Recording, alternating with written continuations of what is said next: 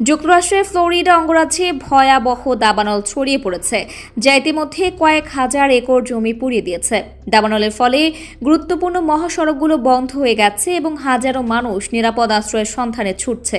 এই ঘটনাকে অনেকেই প্রকৃতির প্রতিশোধ হিসেবে দেখছেন, বিশেষ করে গাজায় ইসরায়েলের সাম্প্রতিক বর্বর হামলার প্রেক্ষাপটে। ফ্লোরিডার দক্ষিণাঞ্চলে দ্রুত ছড়িয়ে পড়া এই দাবানল ইতিমধ্যে মায়ামির প্রধান মহাসড়কগুলোতে যান চলাচল ব্যাহত করেছে। স্থানীয় ফায়ার সার্ভিসের কর্মকর্তারা জানিয়েছেন, আগুন নিয়ন্ত্রণে আনতে শত শত দমকল কর্মী দিন-রাত পরিশ্রম করছেন।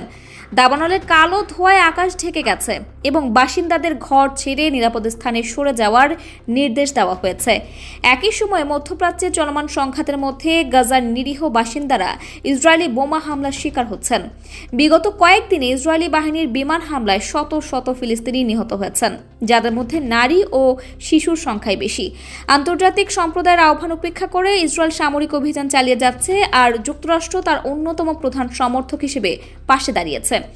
ফ্লোরিডার দাবানল ও গাজার ধ্বংসযজ্ঞের মধ্যে বিস্ময়কর মিল খুঁজে পাচ্ছেন অনেকেই। বিশেষজ্ঞরা একে জলবায়ুর পরিবর্তনের একটি প্রতিক্রিয়া বললেও সামাজিক যোগাযোগ মাধ্যমে অনেকেই এই ঘটনাকে প্রকৃতির প্রতিশোধ বলে আখ্যায়িত করেছেন। তাদের মতে, ফিলিস্তিনিদের প্রতি অন্যায় ও অবিচারের ফলেই এমন দুর্যোগ নেমে এসেছে। ফ্লোরিডার দাবানলের খবর আন্তর্জাতিক সংবাদ মাধ্যমগুলোতে গুরুত্ব পেলেও গাজায় ইসরায়েলি হামলার বিষয়টি তুলনামূলকভাবে কম প্রচার পাচ্ছে বলে অভিযোগ করেছেন অনেকে। মানবাধিকার কর্মীরা বলছেন, বিশ্ব সম্প্রদায়ের উচিত নির্যাতিতদের পক্ষে দাঁড়ানো এবং মানবতার বিরুদ্ধে অপরাধের প্রতিবাদ করা।